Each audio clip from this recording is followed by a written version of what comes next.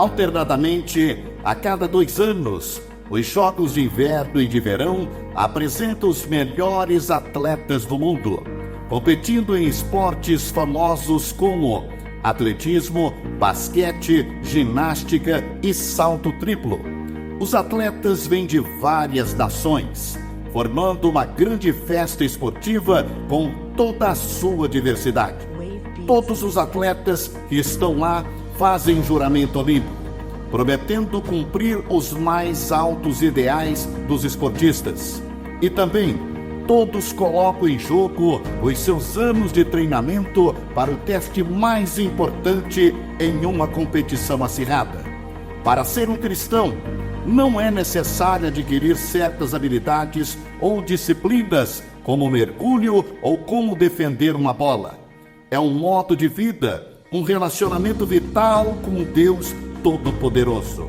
Um relacionamento que tem início quando uma pessoa se torna nova criatura e recebe pela fé a Jesus Cristo como seu Senhor. Porém, da mesma forma que os atletas olímpicos, assim também os cristãos são chamados a treinar, fazer sacrifícios e aceitar certas disciplinas, com o propósito de dar o máximo para o Senhor. Estudo bíblico, oração, adoração, serviço e mordomia. Assim como os aros interligados da bandeira olímpica, estas 5 práticas promovem os ideais que se aplicam a todos os cristãos de todos os povos e nações. Da mesma forma que os atletas trabalham duro para conseguir os melhores resultados, a nossa diligência em prestar atenção nestes aspectos da vida cristã nos ajudarão a sermos mais firmes e eficazes em nosso serviço para o Senhor. Prepare-se para a corrida. Esteja pronto para viver as 5 coisas que todo cristão precisa para crescer.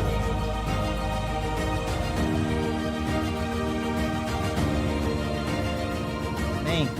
Você está preparado para viver aquilo que o Senhor tem para nós? Amém? 5 coisas, irmãos, que todo cristão precisa para crescer. Então a gente, fazendo uma recapitulação bem rapidinho aí, a gente viu que a nossa primeira mensagem foi sobre estudo bíblico, na verdade falando da importância da palavra de Deus, da meditação nas escrituras, que ela é o nosso alimento, ela que nos fortalece, amém? Segunda mensagem, a gente falou sobre oração e a gente tem buscado isso na vida da igreja, como igreja, na verdade. Ontem tivemos essa semana a jornada e ontem encerramos, irmãos, podemos dizer assim, com chave de ouro, com a manhã de consagração. Quem esteve aqui ontem sabe que foi bênção, amém? Irmãos, foi um derramado do Senhor, os céus se abriram sobre nós de coisas fantásticas que a gente nem tem noção ainda, vão acontecer como fruto desse momento em nome de Jesus. Terceira mensagem, o pastor Israel falou sobre adoração, que a nossa adoração não é apenas mãos levantadas, mas é um estilo de vida. Na semana passada, o pastor Eduardo falou sobre serviço, que o serviço é um mandamento do Senhor, nos torna mais humildes e semelhantes ao Senhor. E hoje eu encerro a 5ª mensagem da série, falando sobre mordomia. Amém? E para isso eu convido você a abrir a palavra do Senhor em 1 Coríntios, capítulo 4. Vou ler o verso 1 e 2. 1 Coríntios, capítulo 4, verso 1 e 2. A palavra do Senhor vai nos dizer assim: que os homens nos considerem como ministros de Cristo e dispenseiros dos mistérios de Deus. Além disso, requer-se dos dispenseiros que cada um se ache fiel. Vou repetir essa última parte. Requer-se dos dispenseiros que cada um se ache fiel. Amém? Feche seus olhos, vamos orar. Pai, muito obrigado por essa manhã, por cada louvor, por cada canção. Tudo está sendo feito para o Senhor. Recebe, ó Pai amado, como incenso suave, e pedimos que nesse momento o Senhor fale ao nosso coração, Pai, que a Tua palavra, que, ó Pai amado, vem do alto, ela é viva, ela é eficaz, ó Pai amado, ela gera os frutos no qual o Senhor a destinou, Pai, que assim seja no nosso coração, que venha gerar transformação da nossa vida, da nossa história e, acima de tudo, mudança no nosso caráter, Pai. Esse é o meu pedido, esse é o nosso desejo nessa manhã, em nome de Jesus. Amém. Queridos, o que é um mordomo? Se você for pegar no dicionário, o dicionário vai dizer para a gente que o mordomo é um empregado, é um serviçal, ele é um responsável, é um encarregado pela administração de uma casa. Ou seja, é uma pessoa que trabalha, que cuida e zela por aquilo que não é dela. Amém? Então, a palavra do Senhor nos compara a mordomos. O que Deus está falando para nós? Olha, eu entrego a vocês coisas que são importantes e que não pertencem a vocês e que vocês precisam cuidar dessas coisas. Sejam bens materiais, sejam bênçãos espirituais. Tudo que o Senhor nos entrega como mordomos, nós precisamos cuidar. E como mordomos do Senhor, irmãos, nós precisamos enxergar isso como um privilégio, porque servir a Deus, né, o exercício da nossa mordomia é um privilégio, mas ao mesmo tempo é uma responsabilidade, porque é dever nosso zelar por aquilo que não nos pertence. C.S. Lewis, numa frase, ele vai dizer, olha, tudo que nos foi dado é um presente, e o que fazemos com esse presente é o que realmente importa, ou seja, o presente é o privilégio, o que nós vamos fazer com esse presente é a nossa responsabilidade. Então Deus espera de nós uma boa mordomia. Posso ouvir um amém da igreja? Amém? Então, para que essa boa mordomia possa acontecer, em primeiro lugar, a gente precisa ter muito, irmãos, muito claro isso na nossa mente. Deus é o dono de tudo. Amém? Vou repetir, Deus é o dono de tudo. De tudo, irmão, de tudo é tudo. Salmo 24, verso 1 vai dizer, do Senhor é a terra e tudo que nela existe, o mundo e os que nele vivem. Ou seja, tudo pertence a Deus, se tudo pertence a Deus, nada é nosso. E aí eu vou citar para vocês de forma bem rápida, textos da palavra do Senhor que vão falar a respeito disso, e as escrituras, irmãos, estão cheias de exemplo disso, que ao Senhor, Ele é o dono de todas as coisas.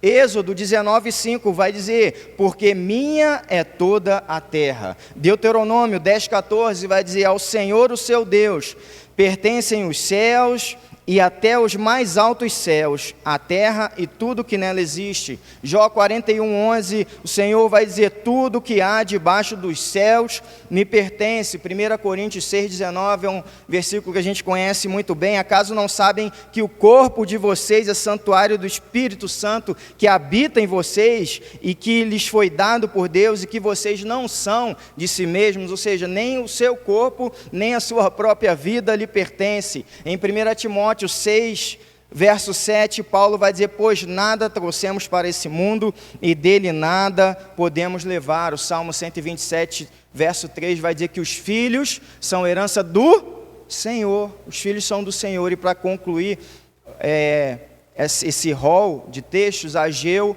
capítulo 2, verso 8 vai dizer que a prata e o ouro me pertencem, diz o Senhor. Amém, queridos? Ou seja, você pertence ao Senhor, sua vida é dele, seus recursos pertencem ao Senhor, seu dinheiro, aquilo que você tem na conta é do Senhor, o seu carro, a sua casa, os seus negócios, a sua empresa, a sua esposa, os seus filhos, a sua família, tudo é do Senhor. Ou seja, sem Ele, irmãos, é falência total. Então nós precisamos zelar, por isso que o Senhor requer de nós o quê? Fidelidade. Porque quando eu tenho algo nas minhas mãos para cuidar e zelar que não me pertence, vai chegar um momento que eu vou ter que prestar contas disso. Isso vai ser o último ponto da mensagem, amém? E John Wesley vai dizer o seguinte, quando o dono dos céus e da terra o trouxe à existência e o colocou neste mundo, você não foi colocado aqui como um proprietário, mas como um mordomo. Amém, queridos? Tudo pertence ao Senhor. Então o Senhor, Ele requer dos seus mordomos fidelidade. Esse é o segundo ponto da mensagem, que cada um desses dispenseiros, desses mordomos, sejam encontrados o quê? Fiéis, irmãos, e fiéis. Então isso é o que o Senhor pede de nós, fidelidade. E fidelidade é a virtude e a característica daquele que cumpre aquilo que promete, não só numa maneira, de uma forma isolada, mas é aquele que cumpre o que promete de forma constante, ou seja, ele vive nesse compromisso de fazer aquilo, exercer e fazer e executar aquilo que ele se comprometeu, amém? Então, irmãos, quando a gente olha para a palavra nos pede, a palavra nos exorta a servir ao Senhor em fidelidade.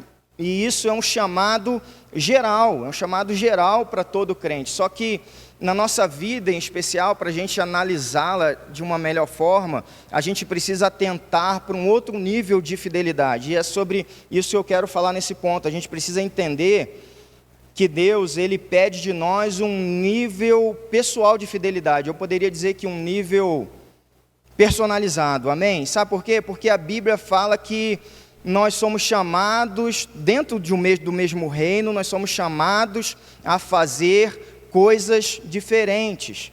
1 Coríntios, capítulo 12, verso 4 ao 6, o Senhor vai dizer assim: ora, há diversidade dos dons, mas o Espírito é o mesmo. Há diversidade de ministérios, mas o Senhor é o mesmo. Há diversidade das operações, mas é o mesmo Senhor que opera tudo em todos. Nessa mesma esteira, irmãos, Efésios capítulo 4 vai falar do que a gente chama de homens dons. A palavra vai dizer: olha, o Senhor designou alguns para apóstolos, outros para profetas, outros para evangelistas, outros para pastores e mestres. Ou seja, são todos mordomos, mas nós temos funções diferentes, porque o chamado de cada um é diferente, o ministério de cada um de nós é diferente, e a atuação do mesmo Espírito na nossa vida é dada de forma diferente. Ou seja, dentro do seu chamado, Deus lhe pede uma fidelidade num nível pessoal e personalizado, amém? Porque Deus vai pedir de cada um de nós coisas diferentes. É como se Deus dissesse para a igreja e para cada um de nós: olha, cuida daquilo que eu coloquei nas suas mãos, porque eu dei para você dons específicos, eu dei um ministério específico, eu dei um chamado específico, eu coloquei você no mundo numa época específica. Então cuida disso que eu estou colocando nas suas mãos, seja fiel na sua tarefa e na sua missão. E isso, irmãos, me traz um alívio, sabe por quê? Porque eu não preciso me preocupar com a maneira através da qual os outros irmãos estão servindo, sabe? Eu não preciso me preocupar, isso me traz um alívio, porque cada um vai servir de uma maneira. E aí quando eu olho para o Evangelho de João, capítulo 21, eu vejo o Senhor restaurando a vida de Pedro, né? Aquele texto que a gente conhece bem: Pedro, tu me amas, apacenta as minhas ovelhas, né? É um texto muito conhecido. E aí depois disso o Senhor vai caminhando com Pedro, e Pedro olha para trás, você pode conferir isso depois lá no texto, e aí Pedro vê quem? Vê João. E aí Pedro vai dizer o seguinte: Senhor, e quanto a este? Pedro está querendo dizer, como é que vai ser o futuro dele? O que o Senhor vai fazer com ele? Porque momentos antes, Jesus tinha falado a respeito da maneira como Pedro ia morrer, da maneira como Pedro ia glorificar o Senhor através da sua morte. E aí a resposta de Jesus é muito interessante. Jesus fala assim: olha, se eu quiser que ele permaneça vivo até eu voltar, o que você tem a ver com isso? Eu estou meio que parafraseando o texto. Então Jesus está falando assim: cara, o que você tem a ver com a maneira de servir, com o projeto que eu tenho para o seu irmão, com aquilo que eu tenho reservado para ele, para o seu futuro? Você não tem nada a ver com isso. Quanto a você, segue-me. Entendeu, irmãos? Segue. Pedro, você não precisa se preocupar com o que eu vou fazer com o João. Se você vai morrer, e isso não está no texto, tá, irmãos? A história vai mostrar isso anos depois. Se você vai morrer crucificado de cabeça para baixo, é o meu plano para você. Se João vai morrer anos depois na ilha de Patmos, exilado, é o meu plano para a vida dele. São duas coisas diferentes. Estão entendendo, irmãos? Então cada um de nós tem um chamado, cada um de nós vai ter um propósito específico da parte do Senhor. E isso também faz com que eu não me sinta culpado. Eu não preciso me sentir culpado, por exemplo, se eu não tenho o chamado de sair daqui do Brasil e ir para a África, por exemplo. porque eu não tenho esse chamado transcultural. Eu entendo a necessidade, eu sei que eu devo orar, eu sei que além de orar eu devo investir em missões, mas eu não me culpo por Deus não ter me chamado para essa missão. Porque eu tenho um chamado, eu tenho dons específicos, um ministério específico, e cada um de vocês dentro da igreja. E a multiforme graça do Senhor, Pedro vai dizer isso, eu vou citar esse texto daqui a pouco, a multiforme graça de Deus vai se manifestando através da igreja na vida dos irmãos. Então, quando o Senhor fala, olha, que cada mordomo seja achado fiel, eu preciso entender o aspecto, eu preciso entender o alcance da minha fidelidade dentro da minha missão. E aí quando a gente, ainda na primeira carta de Corinto, a gente vai olhando que essa questão do valor do que cada um faz, possivelmente existia um problema ali. A gente olhando o texto, eu vou ler para vocês, a gente vai perceber que havia uma certa valoração naquilo que cada irmão fazia. E aí Paulo, para sanar essa questão, Paulo diz o seguinte, olha, se o pé disser, porque não sou mão, não pertenço ao corpo, nem por isso deixo de ser corpo.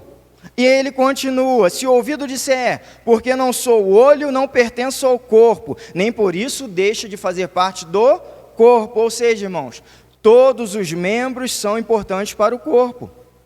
Não importa, mesmo que cada um tenha a sua função, todos têm a mesma importância. Então, o valor daquilo que você, o seu valor, melhor dizendo, não está naquilo que você faz. O seu valor vem daquele que te chamou a fazer. O seu valor, ele vem do Senhor, ou seja, está lá atrás operando multimídia, está na câmera, está nas boas-vindas, é tão importante quanto está aqui na frente cantando. Está preparando o café 8 horas da manhã para você chegar aqui e ter um café quentinho, é tão valioso quanto está aqui na frente, o quê? Pregando.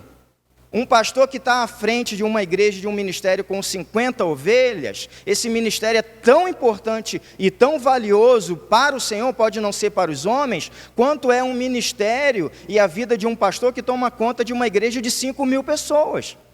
Vocês conseguem entender isso? Por quê? Porque Deus fala para você, olha, seja fiel com a vida dos 50. E para o outro vai falar assim, olha, seja fiel cuidando dos 5.000, porque Deus dá a cada um de acordo com a nossa capacidade. Eu vou falar da parábola dos talentos daqui a pouco, e Jesus vai dizer que nessa parábola um senhor deu 5 talentos a um, vocês conhecem a história, deu 2 para o outro e deu 1 para o outro. Ou seja, pode ser que no final da vida desses pastores, o que cuidou de 50, chegue diante do Senhor, e o Senhor diga assim, servo bom e fiel, vem e participa da alegria do teu Senhor. E pode ser que ele chegue para o pastor que estava cuidando de uma mega igreja de 5.000 pessoas, e ele diga, olha, servo mau e negligente. Tem uma frase aí, eu acho que eu coloquei, Deus, irmãos, em sua sabedoria e justiça, nunca pedirá a ninguém para fazer alguma coisa que não consiga fazer. Quando Deus te chama para uma obra, Ele vai te dar condição para isso. Então, a gente não pode chegar diante de Deus e falar assim, Deus, você não me preparou para isso, por que você está me cobrando disso?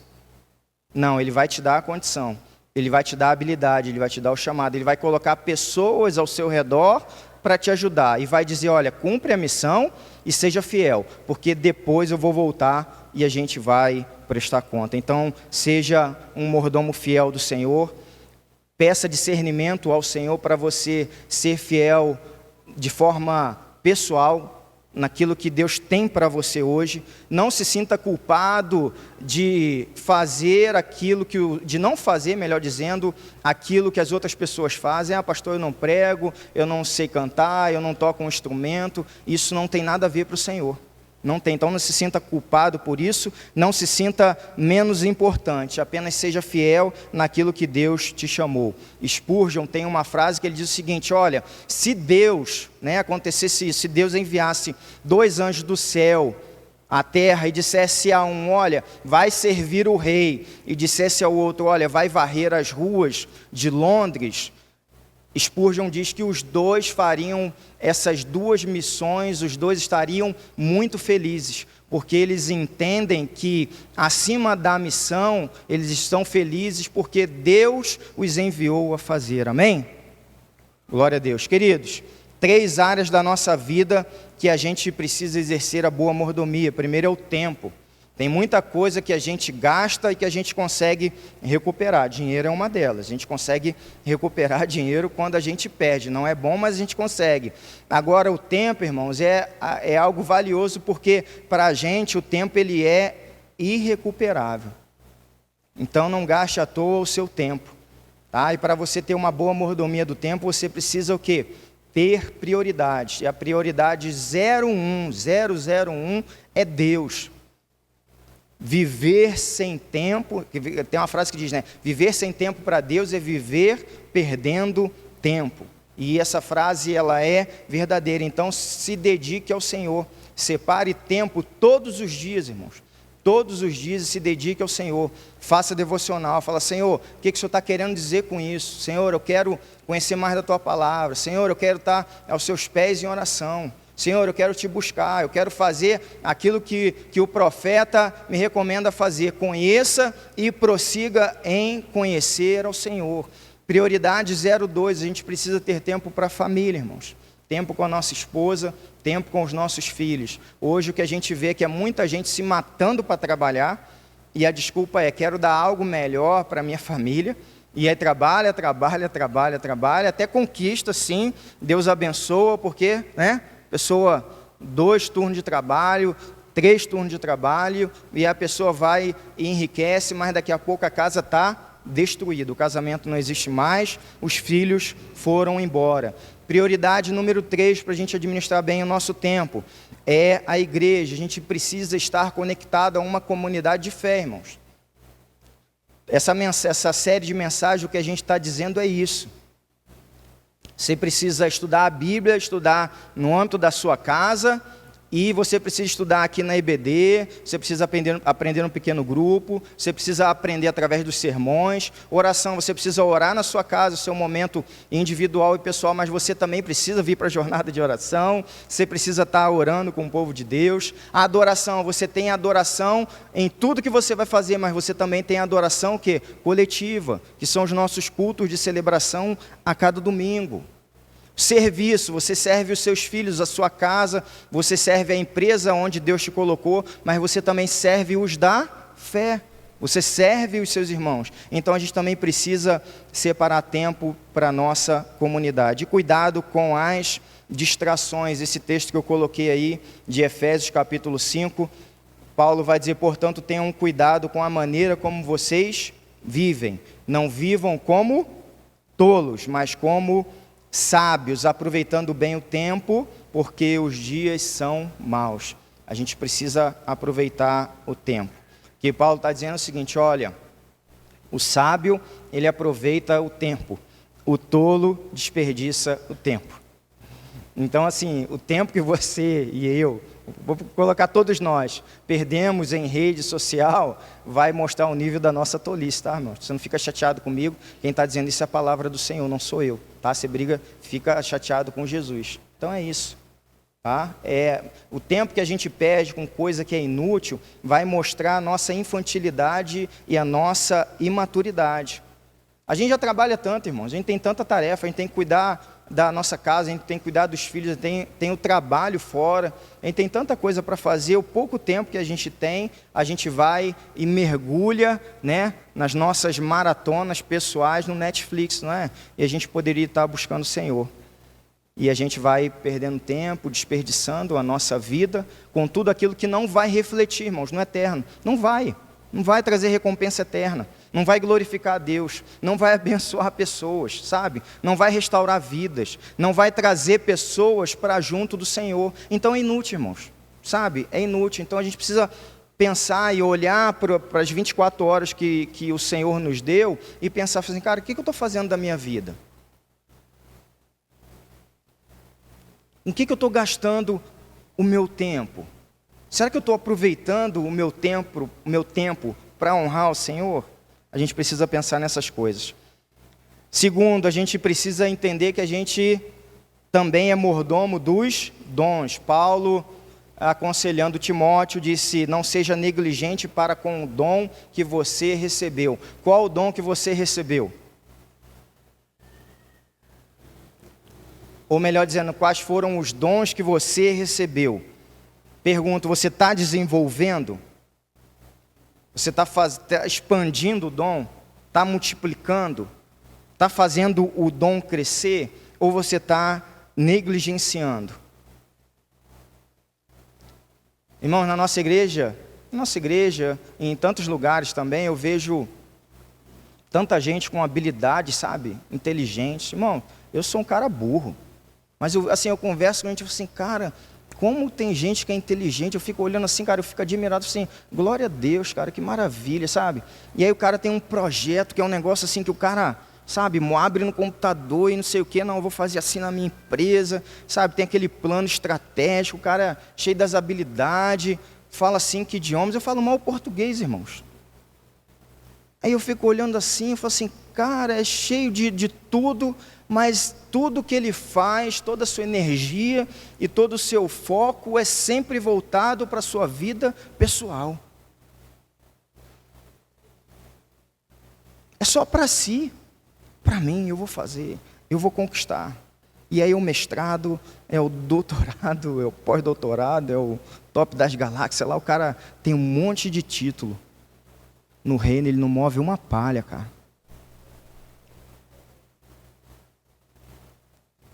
Ele não consegue separar um domingo que sequer para ir lá ajudar os irmãos lá no estacionamento, lá ajudar a equipe do Homens Vigilantes. Ele não faz. Mas para fora ele faz tudo. Ele é o comandante, ele é o megastar, ele é o CEO, ele é tudo, irmãos, ele é tudo. Ele é tudo. O mundo cai aos pés dele diante de tudo que ele faz, do seu talento, do seu currículo, tudo. Agora, para o Senhor ele não faz nada. Nada, é só para si. 1 de Pedro, capítulo 4, verso 10, o apóstolo vai dizer assim: sirvam uns aos outros, cada um conforme o dom que recebeu, como encarregados de administrar bem a multiforme graça de Deus. A graça de Deus, ela vai se manifestar de várias formas, e isso, como eu já falei para vocês, acontece porque nós recebemos dons diferentes. Então, cabe a nós ministrar essa graça do Senhor de acordo com aquilo que o Senhor nos deu. Então, sirva ao Senhor, irmãos. Não sirva apenas a si próprio. Sirva os irmãos. Abençoe as pessoas. Faça através da sua vida o reino de Deus expandir. Amém? E por último, eu quero falar sobre a mordomia. Por último não, ainda tem um outro ponto, mas é rapidinho. Eu quero falar sobre a mordomia das finanças. Sabe quando nós seremos bons mordomos do nosso dinheiro, irmãos? Quando basicamente acontecer 3 coisas no nosso coração e na nossa mente também. Primeiro, a gente entender, ter o conceito na nossa cabeça do que é soberania e do que é graça. Soberania foi aquilo que eu falei, Deus é dono de tudo. Então, assim, cara, não é meu. Eu preciso ter isso em consciência, em mente, não é meu. Não é meu, então eu sou um mordomo daquilo que eu tenho. Está nas minhas mãos, mas eu não sou o proprietário. E graça, irmãos, é entender que tudo aquilo que chega nas minhas mãos não é pelos meus méritos. Eu estudei. Eu acordei cedo. Eu fiz. Não, cara. Tudo que você fez foi porque Deus te deu graça para fazer. Deus abriu as portas. Deus te deu sabedoria. Deus colocou as pessoas certas no teu caminho para te ajudar. Então é dele. Então, quando eu entendo soberania e graça, o meu coração fica mais liberal.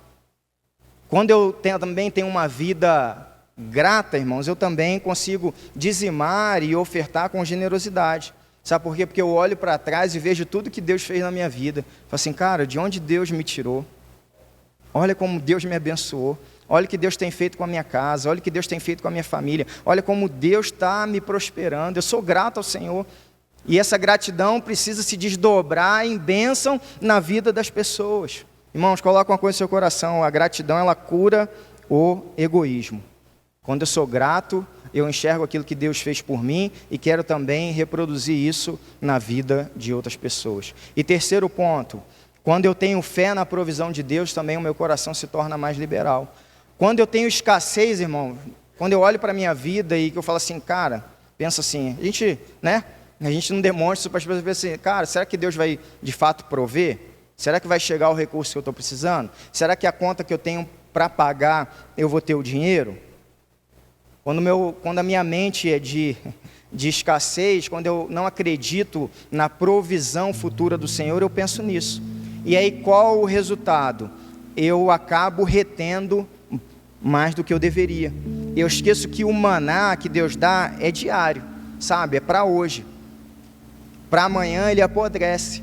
Então tem coisas que Deus coloca nas nossas mãos que é para a gente usufruir, que é para abençoar a nossa casa, a nossa família. Mas tem coisas que Deus coloca na nossa mão que a gente precisa o quê? Liberar. Então a gente precisa, irmãos, ter fé que o Senhor é Jeová Jirê, o Deus da provisão. Amém? E por último, irmãos, o Senhor ele vai fazer uma prestação de contas. Por isso que Ele nos chama a ser fiel, porque Ele nos alerta.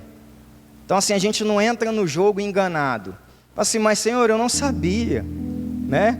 Tem aquele servo que ele, assim, o Senhor não vai, está lá em Lucas capítulo 12, o Senhor não vai voltar, né? Eu vou cuidar de qualquer jeito aí dos meus conservos, eu vou fazer de qualquer jeito aí com o meu dinheiro, eu vou me embriagar e segue a vida. Ele não vai voltar, mas ele tá às portas, irmãos, e ele vai voltar em breve, amém? Ele vai voltar. E é aquilo que ele colocou nas nossas mãos, ele vai perguntar, cadê? A gente vai prestar conta de tudo.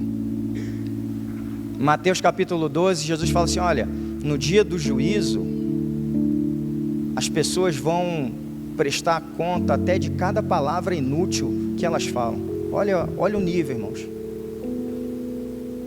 Isso é um alerta para nós. E aí esse senhor saiu, viajou, e aí confiou os bens. E você conhece a história. E aí para um ele deu o quê? 5. Para o outro ele deu 2. Para o outro ele deu 1. E aí ele voltou, irmãos. Nós vamos celebrar a ceia. Ceia é isso. Anunciamos a morte do Senhor até que Ele venha. Aleluia, é isso. Ele voltará, irmãos. Ele voltará. E quando ele chamou o primeiro que deu 5 para prestar conta, o que aquele que recebeu 5 disse? Toma, Senhor, eu consegui mais 5. E o que o Senhor fala para ele? Servo bom e fiel, venha participar da alegria do teu Senhor. Para aquele que deu 2, qual foi a resposta do Senhor para ele? Servo bom e fiel, venha participar da alegria do seu Senhor. E aquele que recebeu 1 e ficou com esse 1. Você sabe o final da história, não preciso falar. O Senhor diz para ele, servo mau, servo negligente. Em algumas traduções, servo preguiçoso. E aí você sabe muito bem que aquele servo inútil, ele foi punido. Então essa palavra, irmão, não é uma palavra do Senhor para nós de ameaça. É uma palavra de alerta. Nem sempre o Senhor fala ao nosso coração aquilo que a gente gostaria de ouvir. Mas pode ter certeza, Ele sempre vai falar aquilo que a gente precisa. Então é a hora da gente refletir nos nossos caminhos